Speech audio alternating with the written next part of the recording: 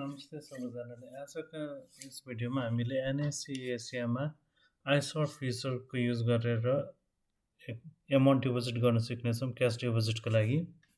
त्यसको लागि आफ्नो ब्राउजरमा गएर आफ्नो नेट ब्राउजरमा गएर NIC ASIA Bank भनेर सर्च गर्नुहोस् र क्लिक गर्नुहोस्। हजुरले डाइरेक्टली ब्याङ्कको URL जान सक्नुहुनेछ। ब्याङ्कको URL म तल भिडियोको डिस्क्रिप्सनमा पनि राखिदिनेछु हजुरहरूलाई।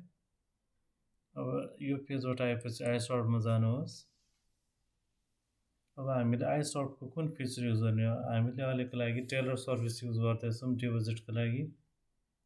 सो टेलर सर्भिस हामीले क्यास डिपोजिट गर्ने हो, त्यसले गर्दा क्यासमा।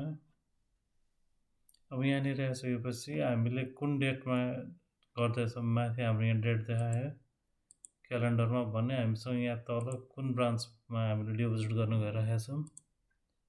ब्रान्चको नाम इक्जाम्पलको लागि करेन्सी NPRमा हो। यहाँनिर एकाउन्ट नम्बर र एकाउन्ट होल्डरको नाम हालेर भेरिफाई एकाउन्टमा क्लिक गर्नुहोस्।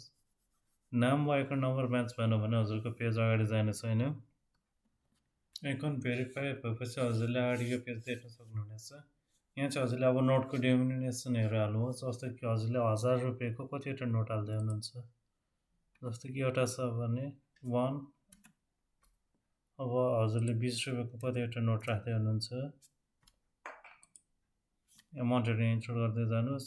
यो अटोमेटिक क्यालकुलेटेड हुनेछ र एकाउन्ट होल्डर यो आफैले डिपोजिट गर्दै हो कि अरू कसैले गरिदिँदै हो? अब अरूले गर्दैछौँ त्यसले गर्दा न। अब यहाँनिर जसले डिपोजिट गर्दै हुनुहुन्छ उहाँको मोबाइल नम्बर अर्थात् हजुरको मोबाइल नम्बर हाल्नुहोस्। अनि त्यसपछि अब हजुरले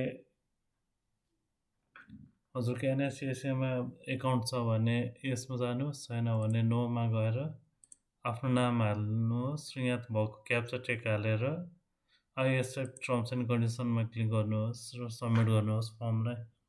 यति गरिसकेपछि हजुरको मोबाइलमा एउटा SMS आउनेछ कोड सहितको।